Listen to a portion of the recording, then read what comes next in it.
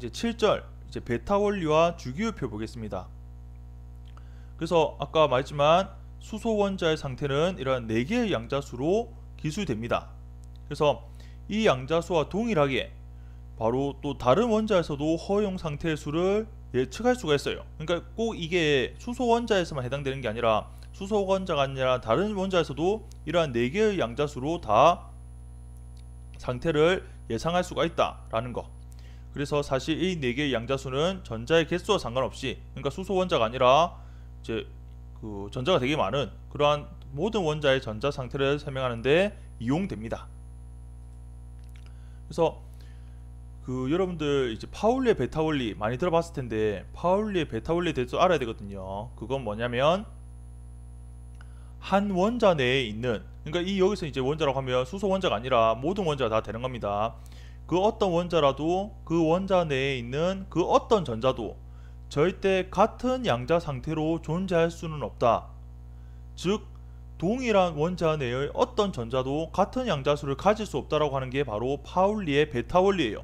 이것도 우리가 전자에 대해서 공부를 좀 더 하면 참 이게 자주 나오는 것 중에 하나인데, 전자가 갖는 특징 중에 정말 큰 특징 중에 하나가 바로 이러한 베타성이죠. 전자 말고 또 다른 입자 같은 경우에는 같은 양자수를 가질 수 있는, 그러니까 같은 에너지를 가질 수 있는 그런 중첩이 되는 입자도 있습니다. 근데 전자는 그게 안 된다는 거예요. 그래서 파울리 베타 원리 중요하니까 한 번 더 보겠습니다. 바로 한 원자 내에 있는 그 어떤 원자도 그 4개 상태의 그 같은 양자수를 절대 가질 수 없다라는 거. 밑에 보면 이제 n이 3일 때까지 n 1, 2, 3에 해당되는 허용되는 양자수가 나타나 있는데, n이 1일 때는 l이 0, 그 다음에 요 ml도 0 되니까 요 이제 전자가 가질 수 있는 건 업스핀, 다운스핀에서 두 가지 상태, 그러니까 n이 1일 때는 두 가지 상태만 이렇게 가능하죠. 그 다음에 n이 2일 때는, 주양자수가 2일 때는 버금 껍질이 0 또는 1이 되니까 거기 따른 ml 값은 0도 있고 그 다음에 1, 0, 마이너스 1 이렇게도 되죠. 그러면 그 각각의 상태, 여기서는 총 4가지 상태인데 4가지 상태 각각에 따라서 업스핀과 다운스핀이 가능하니까 총 8가지 상태가 가능합니다. 그리고 껍질이 3, 그러니까 주양자수가 3일 때 여기 이제 궤도 가구 운동량은 가능한 게 0 또는 1 또는 2가 가능하죠. 그럼 거기에 따른 이제 자기 궤도 양자수는 0 또는 1, 0, 마이너스 1 또는 2, 1, 0, 마이너스 1, 마이너스 2. 그러니까 총 보면 여기서는 이제 총 9가지 상태죠. 총 9가지 상태에서 각각의 전자는 업스핀과 다운스핀으로 존재할 수 있으니까 총 18가지 상태가 세 번째 n이 3일 때 허용되는 양자수라는 겁니다. 그래서 이걸 공식으로는 간단하게 각 껍질에는 2 곱하기 n 제곱의 개의 전자를 수용할 수 있다라고 이야기합니다. 한번 대입해 보면 n에 1을 넣으면 바로 이거 2죠. 그러니까 n이 아까 1일 때는 총 가능한 허용된 양자수가 2개라고 했고요. n이 2일 때는 n에다 1을 넣으면 2 곱하기 2의 제곱이니까 8이죠. 맞습니까? 밑에 보면 8가지 상태까지 허용된다라는 거. 그 다음에 n이 3일 때는 2 곱하기 3이 제곱하면 2, 9, 18에서 총 18가지 상태, 이렇게 가능한 걸 아주 간단한 공식이라도 할 수 있겠죠. 이렇게 간단하게 알 수 있습니다. 그리고 밑에 이제 왼쪽편에 있는 이 그림은 몇 가지 원자에서 전자가 어떤 식으로 이렇게 양자수를 점유하고 있는지에 대한 내용이거든요. 근데 여기 보면 이제 화살표 위가 말 그대로 이제 업스핀을 이야기하는 겁니다. 그러면 리튬 한번 봐볼까요? 리튬 보면 첫 번째 전자는, 그러니까 첫 번째와 두 번째 전자는 바로 1s 상태를 점유하게 됩니다. 그러니까 여기 보면 2p 상태보다 여기 1s 상태를 먼저 점유하게 돼요. 그러니까 n이 2인 상태보다 n이 1인 상태를 더 먼저 이제 차지하게 된다는 거죠. 그건 왜 그렇습니까? 바로 에너지는, 전자는 항상 안전된 상태를 먼저 이제 불안전한 상태보다 안전한 상태를 선호한다고 이야기도 하기도 하고, 들뜬 상태보다는 더 낮은 상태의 에너지를 먼저 이렇게 채우게 됩니다. 그러니까 더 이제 안정된 상태를 유지하려고 한다는 거죠. 그래서 1s 상태에, 1s 상태는 근데 전자가 2개까지 밖에 있을 수가 없어요. 이 1s가 바로 이 상태니까. 근데 리튬은 전자가 3개죠. 그러면 두 개의 전자는 첫 번째 껍질에 있는데 세 번째 전자는 어디 있을까? 세 번째 전자는 바로 여기 EP 버근 껍질이 아니라 ES 버근 껍질에 존재하게 됩니다. 여기 보면 전자가 있는 게 요 ES 상태 여기에 바로 여기 요 상태죠. ES 상태 여기 있게 된다는 거죠. 그러면 여기에 여러분들이 조금 헷갈릴 수 있다고 생각할 수 있는 게 여기 ES나 EP나 결국 양자수 주양자수 N은 2로 같죠.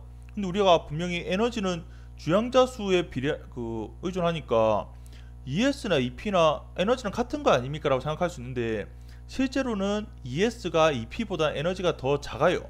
그래서 전자는 EP가 아니라 ES 여기 버근 껍질에 먼저 이제 들어가게 됩니다. 그 이유가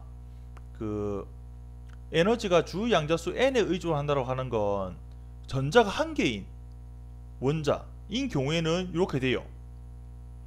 전자가 한 개인 거, 그러니까 수소 원자라든지 아니면 헬륨 양이온이라든지 그건 이렇게 되는데 다전자 원자, 그러니까 전자가 두 개 이상 되는 그러한 원자에서는 그때 그 전자가 갖는 에너지는 주양자수 N 말고도 요 L에도 의존하게 됩니다.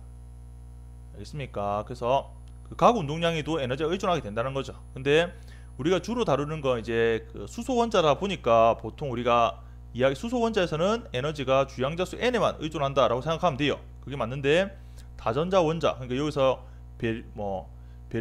베릴륨인가, 그 다음에 바륨, 탄소, 질소, 이러한 다전자 원자에서는 에너지가 L에도 의존하게 돼요. 그래서 요 EP 상태보다는 ES 상태가 에너지가 더 작습니다. 그래서 요 상태부터 먼저 전자가 이렇게 점유된다는 거죠. 그리고 여기 그 질소를 잠깐 보면 질소는 원자 번호가 즉 7번이죠. 7번이라서 전자가 총 7개 있는데 전자 7개 중에 4개를 보면 4개 중에 2개는 먼저 1S 상태, 여기 보온 껍질을 먼저 차지하게 되죠. 맞습니다. 가장 에너지가 낮으니까. 그 다음에 2개는 또 ES 버근 껍질에 이렇게 존재하게 됩니다.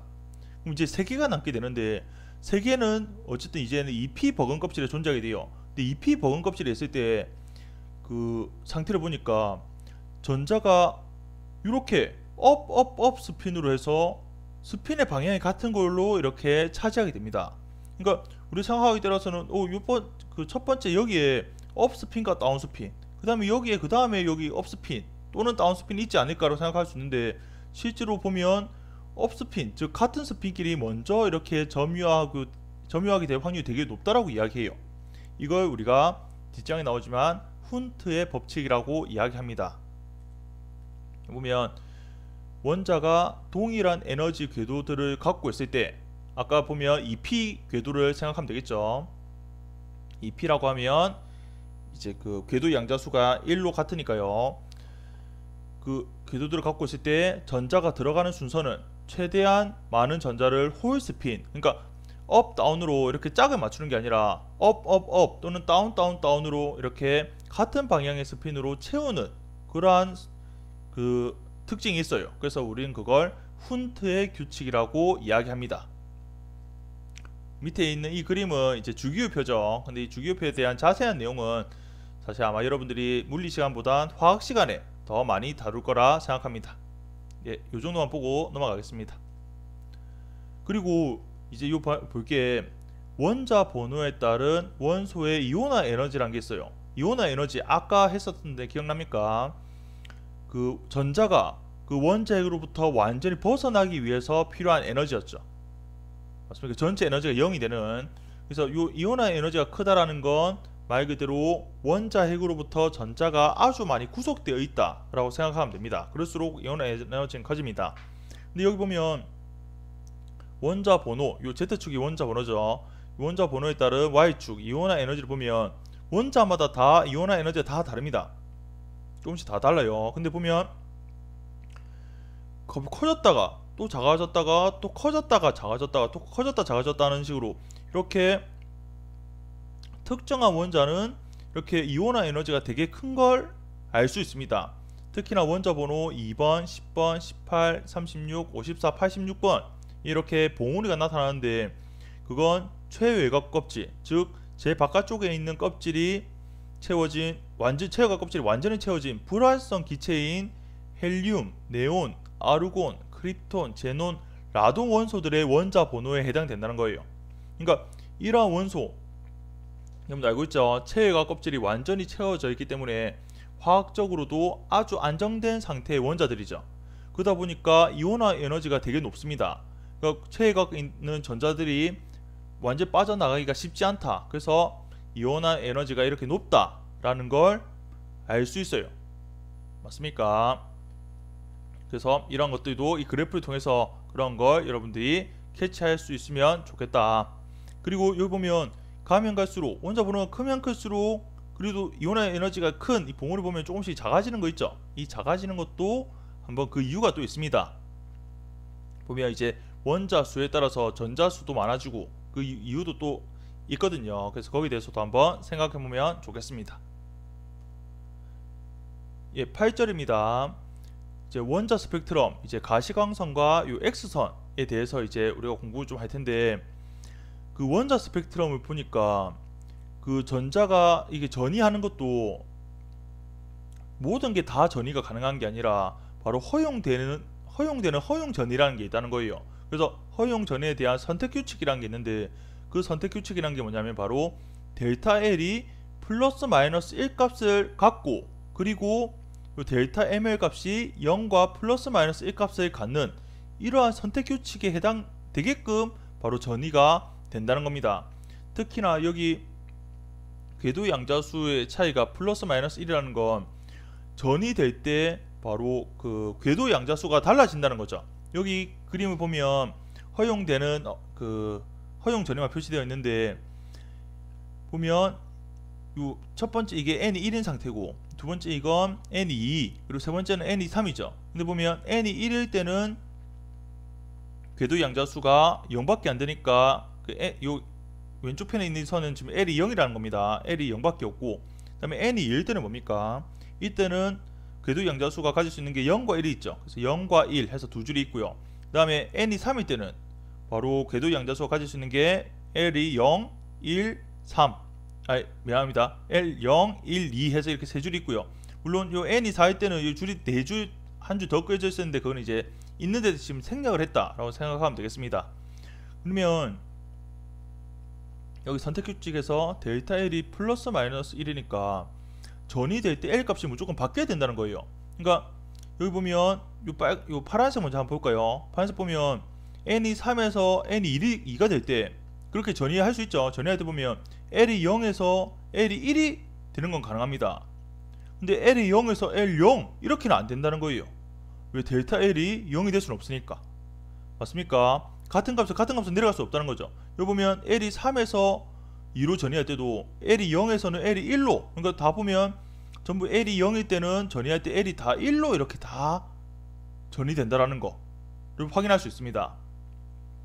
그 다음에 요 L이 1인 상태에서는 보면 이제 바닥 상태로 이렇게 에너지가 낮아지는 상태를 보면 L이 1인 상태에서는 전부 다 L이 0인 상태로 이렇게 다 바뀌게 되죠. 물론 n이 1일 때는 L이 0밖에 없는 것도 있지만 여튼 그 선택 규칙에 따라서 이렇게 전이한다라는 거. 그 다음에 요 들뜬 상태에서 n이 2로 될 때도 보면 n이 2인 상태에서도 L이 1인 상태로 이렇게 전이하는 건 전부 다 L이 원래 2인 상태에서 전이할 때 이렇게 전이할 수 있다는 거예요. 즉 n이 3일 때 L이 2다. 그때는 n이 2로 전이하려고 하면 요 L이 2에서 L이 0으로 이렇게 전이 못합니다. 플러스 마이너스 1이 돼야 되니까, 즉 L이 1 때는 L이 1인 곳으로만 이렇게 전이할 수 있다는 거. 그래서 이렇게 선택 규칙이 있다는 걸 여러분들이 조금 알고 있어야 되겠다라는 거 해야 되겠고, 그다음 밑에 있는 이 에너지는 뭐냐면 이제 단전자 원자라고 해서 전자가 한 개일 때의 원자의 허용 에너지입니다. 아까도 했었었는데 여기 보면 마이너스 2a 제로분의 ke 제곱에 원래는 여기 그 수소 원자의 경우는 이 z가 1이었어요. 그래서 뭐 n 제곱분의 1 하면 되는데, 이게 뭐 헬륨 양이온이라든지 양성자가 한 개가 아니라 두 개, 세 개가 되면 그 유도할 수 있다 그랬습니다. 이 z의 제곱이 새롭게 들어가게 됩니다. 그래서 이거 풀었으면 허용된 에너지는 마이너스 n 제곱분의 13.6 일렉트론 볼트의 g의 제곱, z의 제곱을 곱해주면 되죠. 그 다음에 또 뭐가 있냐면 이제는 그 다전자 원자의 허용 에너지라고 해서, 다전자 원자라고 하면 전자도 한 개가 아닌 전자도 두 개든 뭐 10개든 20개든 전자가 많은 원자 있지 않습니까? 그러니까 수소 원자가 아니라 훨씬 더 일반적인 원자의 허용 에너지는 이렇게 돼요. 근데 그 꼴이 단전자 원자의 허용 에너지와 비교했을 때 보면 여기 원자 번호가 좀 다르죠. 단전자 원자에서는 이 원자 번호를 그대로 넣는데, 다전자 원자에서는 원자 번호를 그대로 넣는 게 아니라 Z의 밑에 EFF 해가지고 이게 그 실제로 이제 실제 효과에 해당되는 값을 넣는다는 거거든요. 근데 요 값은 조금 인식이 되게 복잡합니다. 그래서 우리가 이거 유도하는 걸 하지 않는데, 이게 뭐냐면 실제로는 이 n과 l 값에 의존하게 돼요. 양자수, 주양자수 말고도 여기 그 궤도 양자수 있죠. 궤도 양자수에도 의존하기 때문에 여기 있는 이 에너지, 다전자 원자에서는 허용되는 에너지가 요 n에서만 관련되어 있는 게 아니다, l하고도 관련되어 있다라는 걸 이해하면 되겠고, 여기 이거는 뭐하고도 관련되어 있겠습니까? 전자가 되게 많다. 뭐 예를 들어서 원자 번호가 7번이다 라고 하면, 아까 질소였죠. 질소는 전자가 7개가 있잖아요. 그러면 원자 핵에 양성자가 7개 있고 그 주위에 전자도 7개 있기 때문에 특정 전자 입장에서는 원자 핵에 있는 양성자 7개의 영향만 받는 게 아니라 그 전자 주변에 있던 다른 전자하고도 영향을 받을 수밖에 없어요. 그러니까 다른 전자는 걔하고도 전기적인 청력이 또 작용하죠. 그래서 순수 양성자 7개 있고 자기 그 전자 하나만 있는 상태에 있는 거하고, 그 양성자 7개 있는 상태에서 주위에 또 다른 전자 6개와 같이 이렇게 있는 전자가 있는 것하고는 분명히 허용되는 에너지가 달라질 수밖에 없습니다. 그래서 여기서는 EFF에서 이 값을 이제 이렇게 따로 그 유도할 수 있다라는 거. 물론 이거에 대해서는 우리가 조금 더 이제 완전한 건 아니고 근사적인 값은 계산할 수 있어요. 그 근사적인 건 조금 더 보고 같이 한번 해보도록 하겠습니다. 그 다음에 X선 스펙트럼에서 우리가 이 엑스레이에 대한 이 스펙트럼 선이 있는데, 이 엑스레이 이 스펙트럼을 어떻게 만들 수 있냐면 고에너지의 전자, 그러니까 우리가 전자에 아주 고전압을 걸어줬을 때 그때 전자는 아주 큰 에너지를 가질 수가 있죠. 그 에너지를 금속 표면에 부딪히게 하면 바로 X선이 방출됩니다. 그러니까 보면 전자가 어떤 금속에 부딪히게 되면 전자 속력이 떨어지게 되거든요. 근데 우리 여러분들 기억나는지 모르겠지만 그 전자기파의 복사를 보면 전하를 띤 입자가 가속 운동을 하면 전자기파를 방출한다라고 해요. 실제 그렇죠. 전자기파의 조건이죠. 근데 보면 전자는 전하를 띄고 있습니다. 근데 고에너지의 전자라는 건 속도가 아주 빨랐다는 거예요. 근데 그 속도가 아주 빨랐던 전자가 금속에 부딪힌다는 건, 부딪히면서 속도가 줄게 됩니다. 그럼 속도가 줄었다는 건 결국 가속 운동했다는 거니까 결국 그 전자는 전자기파를 방출하게 된다는 거죠. 즉 전자의 속력이 줄어들므로써 바로 그 전자기파를 방출했다. 그때 그 전자기파의 형태가 바로 X선이거든요. 그래서 전자의 속력이 줄어드는 것 때문에 X선이 방출된 걸 우리가 제동 복사라고 이야기합니다. 요 밑에 이거는 이제 그 독일어로 써서 제가 발음은 잘 못하는데, 이게 제동 복사가 영어로 따져보면 이제 브레이킹이라고 해서 속도가 줄어든다라는 내용이 들어가요. 이 제동이라는 게 그런 의미입니다. 그래서 전자의 속력이 줄어듦으로써 복사되었다라고 해서 우리가 제동 복사라고 이야기하는데, 여기 오른쪽 편에 보면 그런 그 제동 복사에 해당되는 그 그래프 영역이 있어요. 여기 보면 봐보세요. 가로축이 이제 그 파장이죠. 여기 보면 그 고에너지의 전자가 금속과 충돌하게 될 때 속도가 늘어진다 했지 않습니까? 근데 그 속도가 늘어지는 건 단번에 바로 속도가 0이 될 수도 있고, 그 다음에 여러 그 금속과 이제 충돌하는 과정에서 여러 번에 나눠서 그 속도가 줄어들 수도 있습니다. 이게 여러 번에 나눠서 속도가 이렇게 계속 점점 속도가 일정하게, 그러니까 갑자기 0이 된 게 아니라 단계별로 속도가 줄어든다고 하면 속도가 줄어들 때마다 그때 해당되는 그 X선을 방출할 거예요. 그래서 그렇게 되는 건 바로 이렇게 연속적인 세기를 이렇게 그래프로 나타나는 걸 우리는 그걸로 설명합니다. 이해됩니까? 그러니까 고에너지의 전자가 금속과 충돌하면서 속도가 느려질 때 그게 단번에 속도가 느려진 게 아니라 조금씩 계속 일정하게는 아니지만 어쨌든 계속 그 에너지가 조금씩 이게 감소했다고 하면 그때는 방출하는 에너지가 이렇게 40 이제 피코미터에 해당되는 에너지를 방출할 수도 있고 뭐 80 피코미터에 해당되는 에너지를 방출할 수도 있는 거죠. 이해됩니까? 그러니까 그것보다 더 길어지는 파장도 있을 수 있다는 거예요. 더 이게 파장이 길어질수록 더 작은 에너지를 방출했다는 거니까. 근데 여기 보면 최종 파장값 있죠. 이 최종 파장값 이 그래프에서는 약 지금 30에서 40이 중간 정도로 나타나 있는데 최종 파장값은 어떤 전자가 처음에 그 금속 표적을 때렸냐에 따라서 달라질 수 있습니다. 이 최종 파장이라는 건 말 그대로 방출한 에너지는 가장 최대라는 거예요. 즉 고에너지의 전자, 그러니까 전자가 처음에 충돌하기 전에 가지고 있던 운동 에너지가 있었는데 그 운동 에너지가 단번에 충돌로 완전 에너지가 없어졌다. 그러니까 즉 전자의 운동 에너지가 예를 들어서 K가 있었는데 그 K가 바로 0이 되었다. 즉 가지고 있던 운동 에너지가 한 번에 바로 그 X선이 되었다라고 하면 그건 바로 여기서 나타나는 그 최단 파장, 그러니까 최소 파장 값이 된다는 거죠. 여기서 최소 파장 값은 당연히 처음에 들어온 그 전자의 운동 에너지가 크면 클수록 바로 이 파장 값이 더 짧아진다 라고 생각할 수 있겠습니다. 그리고 근데 이 그래프를 보면 그렇게 다 연속적인 게 아니라 특정 값에서 불연속적인 값이 나타나요. 잠깐만 다시 보자면 보면 K알파 또는 이 K베타 값은 이렇게 연속적이지 않고 특정 이 X선에서 아주 강한 세기의 전자기파가 방출되게 되죠. 그러면 이건 우리가 제동복사라고 하지 않아요. 제동복사라고 하면 전자의 속력이 줄어드는 것으로 인해서 이제 복사되는 걸 이야기하는데 그렇게 복사되는 건 이렇게 연속적인 그래프가 이렇게 나타난다라고 이야기를 하거든요. 근데 이것처럼 특정한 X선에서 이렇게 크게 세기가 큰 나타나는 건 우리가 뭐라고 하냐면 고유 X선 또는 특성 X선이라고 이야기합니다. 이건 제동복사가 아니라는 거죠.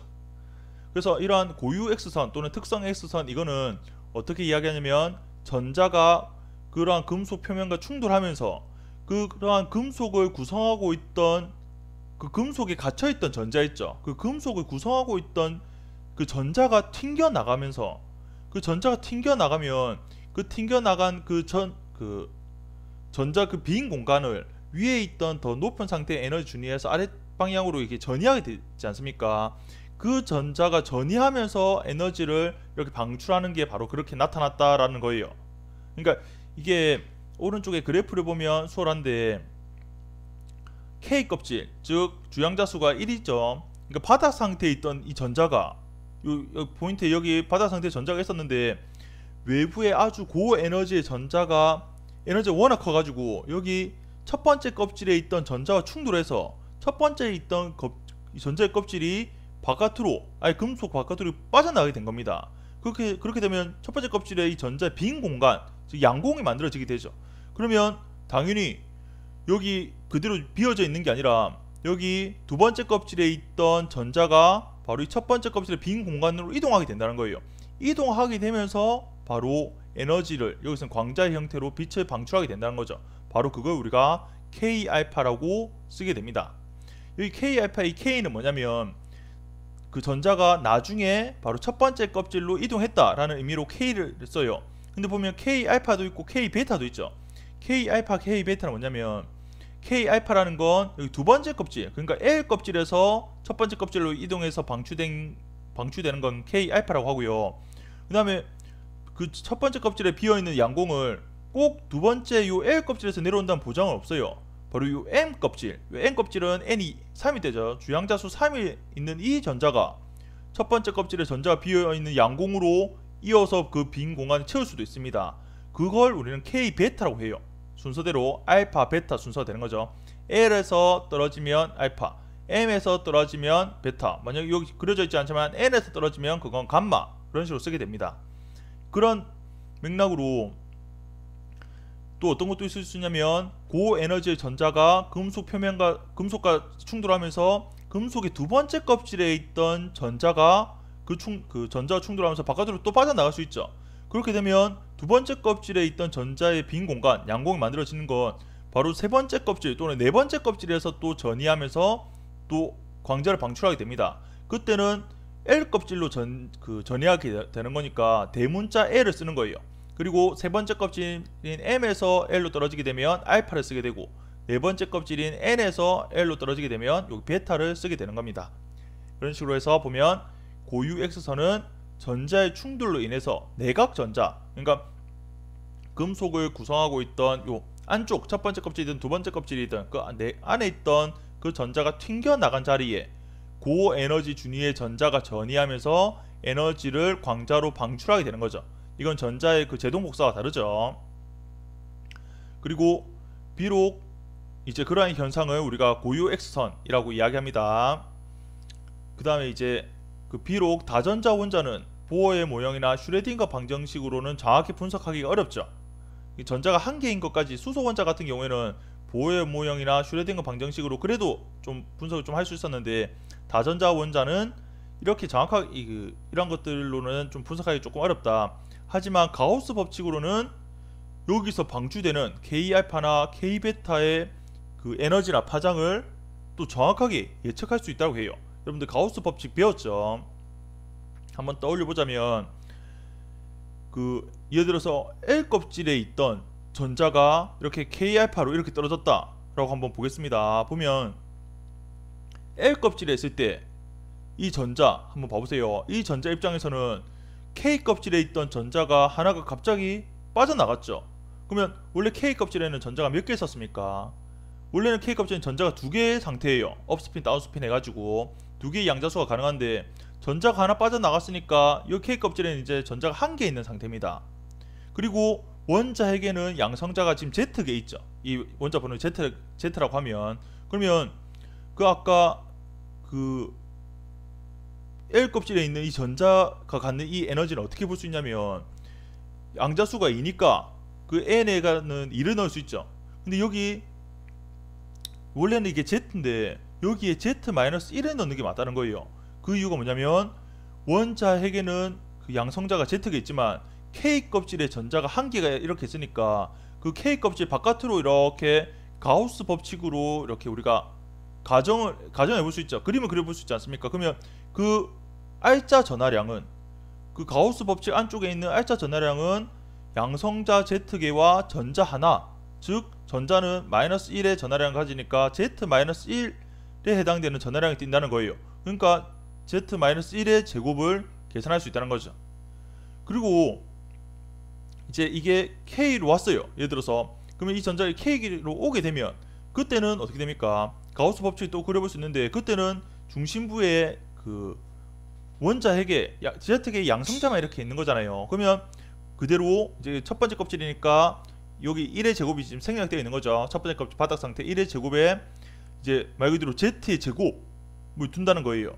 근데 보면 되게 엄밀하게 말하면 이 떨어진 전자 입장에서는 자기 주위에 같은 궤도에 전자 하나가 더 있긴 있습니다. 왜 K 껍질은 지금 전자 이제 두 개가 다시 되었으니까. 그래서 이게 완벽하게 Z 제곱은 아니에요. 근데 우리가 이제 근사적으로 이렇게 여기 이제 물결 표시가 이제 근사적으로 표시되는 이유가 말 그대로 여기 같은 궤도의 전자 하나의 영향이 분명히 있기 때문입니다. 근데 우리가 이제 그 영향까지는 사실 좀 무시하고 이렇게 식을 세운 거죠. 그래서 이렇게 되는데, 그 말은 여기 K알파 값은 어떻게 계산할 수 있다는 거죠? 바로 여기 EL 값에서 EK 값을 빼면 바로 여기서 방출되는 K알파 값을 계산할 수 있다는 겁니다. 그래서 모즐리라는 과학자분은 어떤 걸 이제 발견하게 되냐면, 많은 원소에 대해서, 그러니까 지금 이 그래프를 이제 발견한 사람인데, 만든 사람인데, Z축은 원자 번호죠. 원자 번호에 대해서 루트 람다분의 1 이 값 자체가 보면 그걸 계산해 보니까 이렇게 그래프가 직선이 된다는 거예요. 이 루트 람다분의 1 이게 뭐냐면 Z 원자 번호 Z를 가진 원소에 여기 K알파 있죠. 아까 말했던 이 K알파, 그때의 파장값이 여기서 이 람다 값이 됩니다. 그러니까 Z축에 따라서 루트 람다분의 1 값을 다 계산해서 넣어서 이어봤더니 그게 직선이 된다는 거예요. 근데 요거 여러분들 한번 유도해 볼 수 있어요. 간단하게 보면 여기 아까 K알파 있죠. K알파는 여기 EL 빼기 여기 EK 값이 바로 하F 하면 되죠. 맞습니까? 그리고 그 하F는 람다분의 하C로 바꿀 수 있습니다. 그러면 여러분들 그 람다에 대한 값으로 바꿀 수가 있어요. 그리고 Z와 람다에 대한 관계식을 보면 대략적으로 루트 그 람다분의 1 값이 이 Z에 비례하는 걸 여러분도 뭐 확인해 볼 수 있습니다. 그리고 이제 9절 자발 전이와 유도 전이입니다.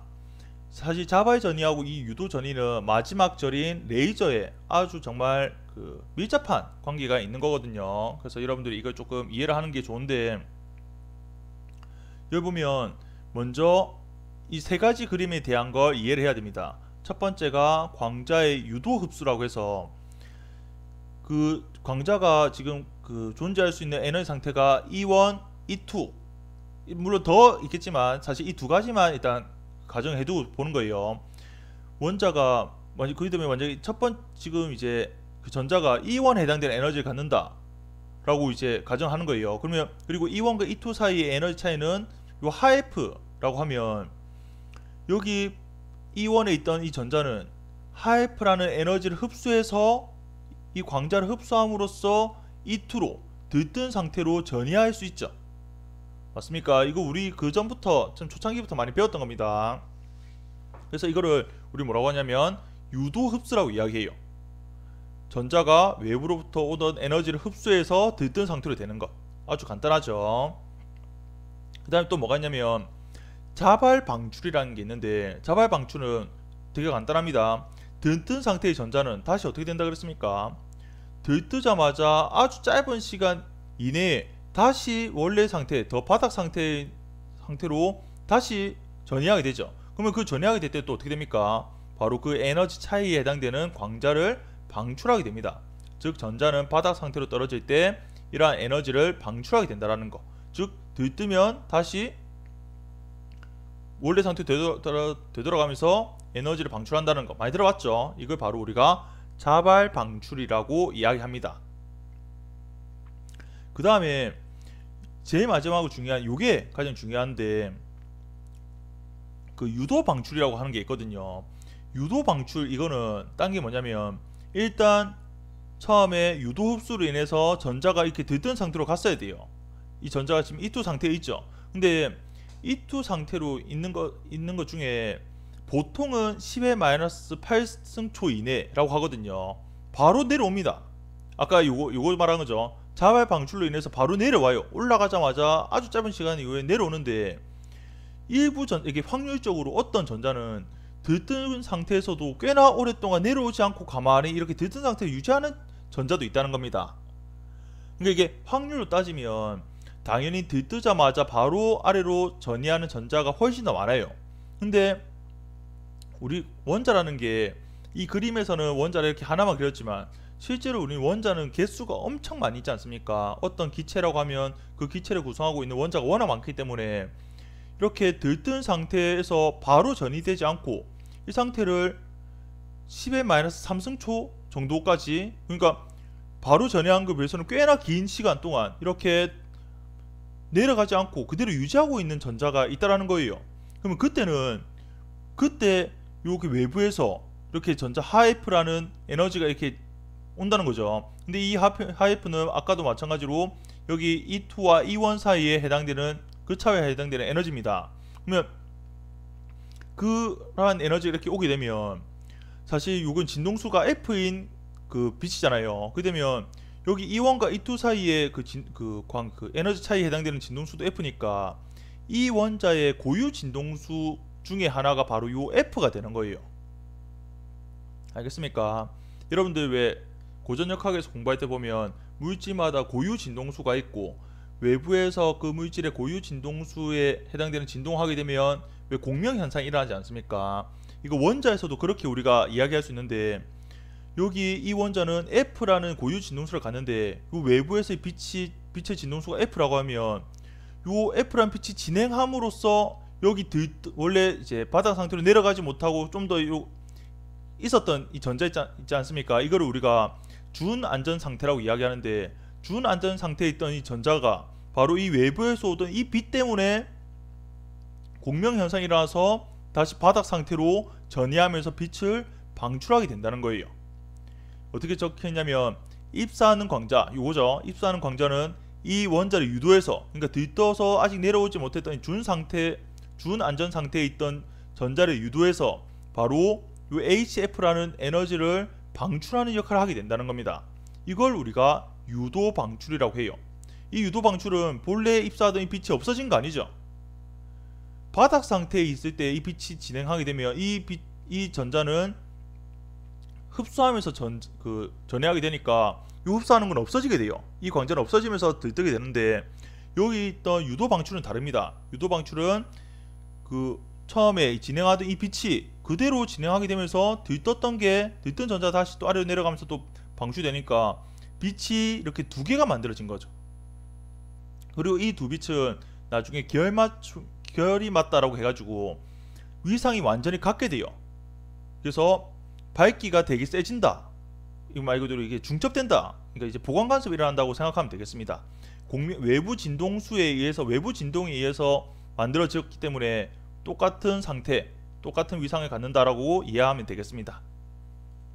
그래서 마지막으로 레이저입니다. 조금만 더 힘을 내보죠. 레이저의 기본적 특성은 레이저 빛은 간섭성을 가진다라고 하는데 이걸 어떻게 표현하냐면 결맞음을 가진다라고 이야기해요. 결맞음이라는 건 딴 게 아니라 위상이 같기 때문에 상쇄 간섭이 발생하지 않습니다. 다 보관 간섭이라는 거예요. 그러니까 위상이 매 순간 같다라는 거. 그 다음에 레이저 빛은 단색입니다. 단색이라는 건 아주 좁은 영역의 파장만을 갖는다는 거죠. 그래서 이러한 매우 좁은 영역의 파장을 갖기 때문에 활용 영역이 되게 다양해지거든요. 그 다음에 레이저 빛의 발산각은 매우 작습니다. 그러니까 이게 엄청 긴 거리를 해도 빔이 거의 퍼지지가 않죠. 이게 어떻게 표현하냐면 지구에서 달까지 보내도 달에서 퍼지는 게 한 수미터 정도까지만 퍼진다고 이야기하거든요. 그래서 레이저 빛의 이 발산각은 매우 작다, 그렇게 생각하면 되겠습니다. 예, 그리고 레이저에 대해서 하려면 이 밀도 반전에 대해서 알아야 되는데, 여기 보면 내용을 좀 보면서 설명을 좀 하자면 광자의 유도 흡수 또는 유도 방출 과정은 그 확률이 같다라고 이야기합니다. 아까 흡수한다라는 건 아까 바닥 상태에 있던 게 흡수하면서 저는 광자를 흡수하면서 들뜨는 걸 말하는 거고요.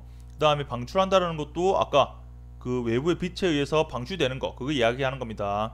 그래서 보면 열적 평형 상태에 있는 개는 들뜬 상태보다는 바닥 상태에 있는 원자가 훨씬 더 많죠. 이해됩니까? 본래 바닥 상태가 들뜬 상태보다 훨씬 더 많아요. 그래서 그러한 상태에서는 외부에서 빛을 계속 이렇게 입사하게 되면 바닥 상태에 있던 원자가 더 많으니까 외부에 있던 그 빛을 흡수해서 들뜨는 경우가 훨씬 더 많게 되죠. 그러니까 들뜬 상태가 유도 방출하게 되면서 빛을 방출하는 것보단 바닥 상태에 있던 원자가 그 빛을 흡수하는 경우가 훨씬 더 많다는 겁니다. 그래서 방출하는 것보다 흡수가 더 많으니까 알짜 흡수가 더 많게 된다는 거예요. 그러면 이건 우리가 레이저를 만들기가 어렵습니다. 이거는 이제 레이저가 되지 않거든요.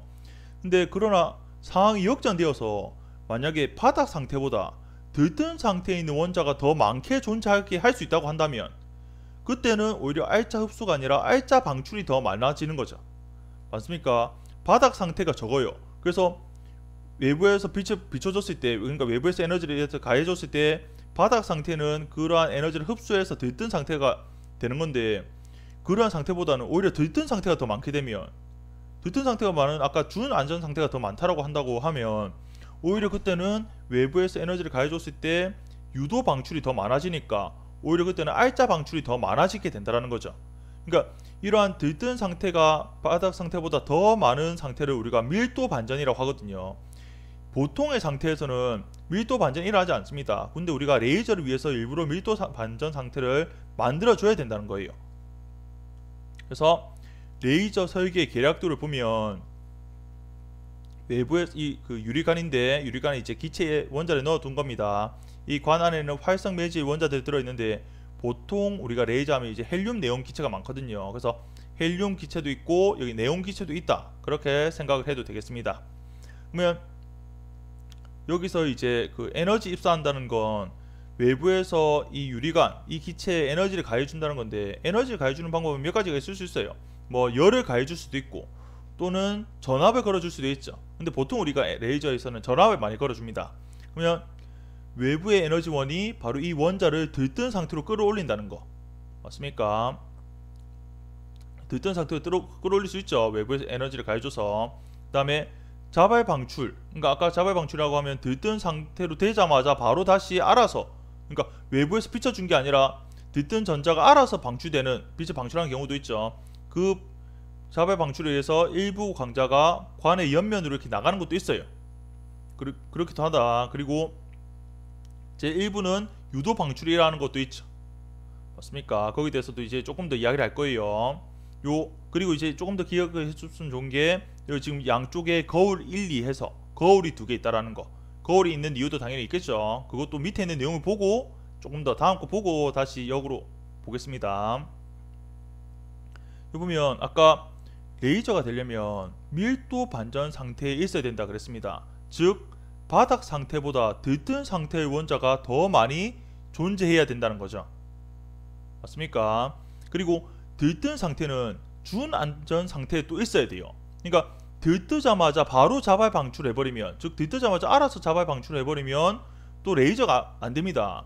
그러니까 들뜬 상태는 준안전 상태라고 해서 그 들뜬 상태를 보통의 확률보다는 좀 낮은 확률이긴 하지만 그래도 그 상태를 조금 오랫동안 유지하고 있어야 된다는 겁니다.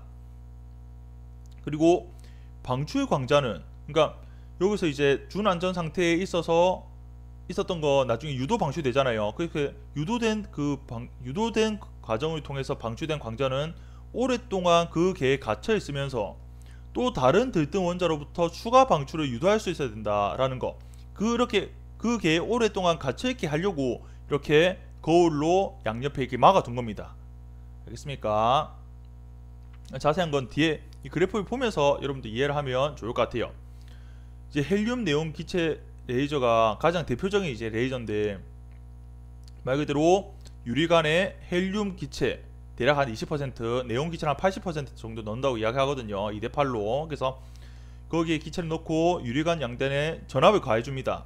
그럼 전압을 가한다는 건 전자가 이제 가속 운동하면서 이동할 수 있다는 거죠. 그러면 거기서 전자 중에서 전자가 통과하면서 일부 전자는 원자를 들뜬 상태로 만들 수 있게 돼요. 그러니까 헬륨 기체와 충돌하기도 하고 네온 기체와 충돌하기도 하고, 그래서 들뜬 상태로 만들 수 있죠. 근데 주로 헬륨 기체를 더 많이 들뜨게 하긴 합니다. 그러면 어떻게 되냐면 헬륨 기체가 들뜨게 되면 헬륨 기체하고 또 네온 기체가 또 서로 충돌할 수 있어요. 그래서 어쨌든 결과적으로 우리가 원하는 건 네온 원자가 들뜨게 한다는 게 우리 지금 목적입니다. 그래서 네온 원자는 전자와 충돌을 하든 또는 전자와 충돌해서 들뜬 헬륨 원자와 충돌을 하든, 그래서 네온 원자는 이 과정을 통해서 또는 헬륨 원자와 충돌해서 E3, 여기 이거 별 표시가 있죠. 이 별 표시는 준안전 상태라는 건데 원래 바닥 상태에서 E3까지 이렇게 들뜰 수 있다는 거예요.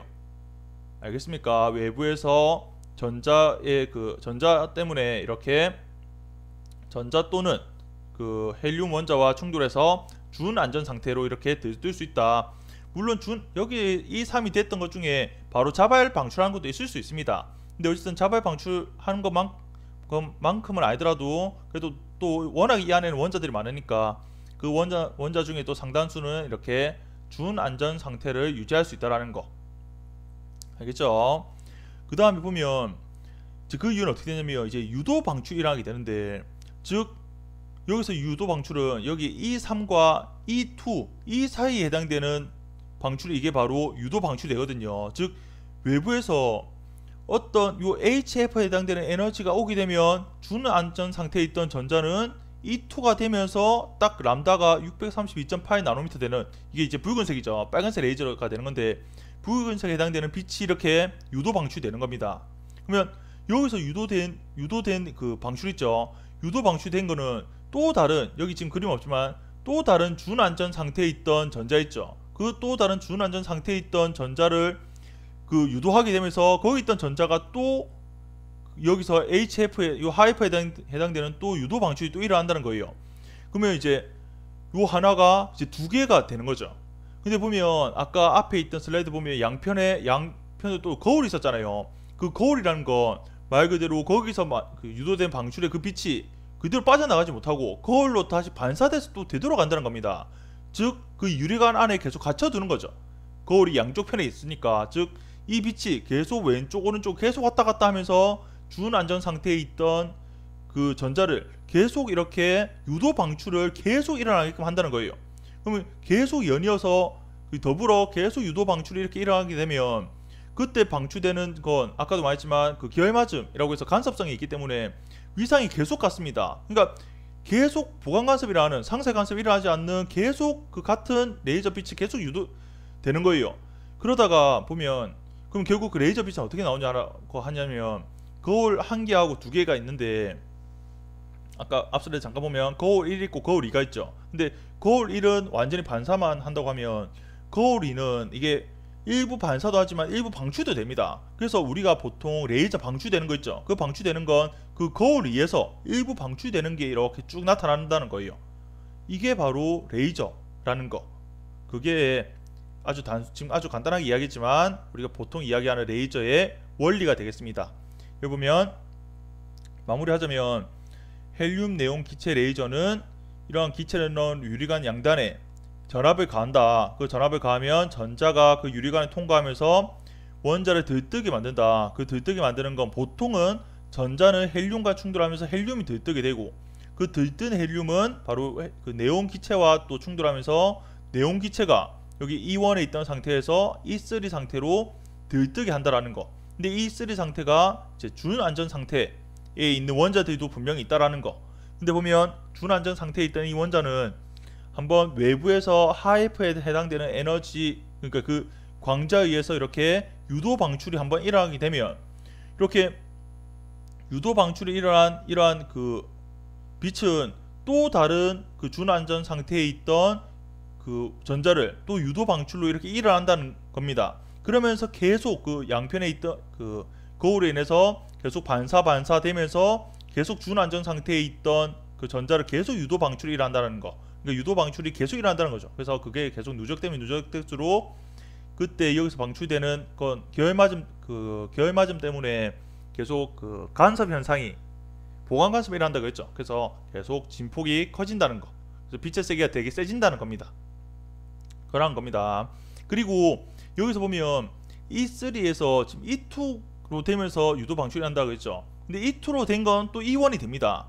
근데 보면 여기서도 이제 노리는 게 E3에서 E1으로 바로 되는 걸 필요한 게 아니에요. 바로 E3에서 E2 사이에 이 간격이 바로 빨간색 레이저, 빨간색 빛에 해당되는 거거든요.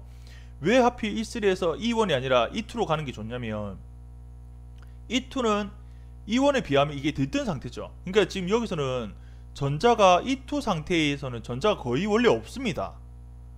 원래는 E1에 되게 많죠. 근데 E1에 있던 거 E3로 이렇게 들뜬 상태로 만들었기 때문에 E2에는 전자들이 거의 없는 상태예요. 그러니까 이게 바로 밀도 반전이 된다는 거죠. 아까 이렇게 레이저가 되려면 밀도 반전 상태가 돼야 된다고 했습니까? 그러니까 E2하고 E3 기준에서 봤을 때는 E2에 해당되는 전자보다 E3에 해당되는 전자 수가 훨씬 더 많아야 바로 그 알자적으로 방출할 수 있다고 그랬거든요. 그래서 이러한 것들까지 이해하면 레이저에 대해서도 여러분들이 기초적인 건 이해했다 라고 볼 수 있겠습니다. 사실 요까지 해서 42장 원자 물리학까지 했고요. 정말 사실 이론으로 보면 또 공부할 내용이 상당히 좀 많이 있거든요. 그래서 여러분들 그 책 보면서 또 영상도 좀 들어가면서 공부를 조금 열심히 했으면 좋겠습니다. 그리고 알다시피 공부하다가 공부한 내용은 또 수업 시간에 또 편하게 질문함으로써 저도 그렇고 여러분도 그렇고 또 이 이론에 대해서 더 자세히 이해하는 시간을 가지면 되겠습니다. 그러면 다들 정말 고생 많았습니다. 여기까지 하겠습니다.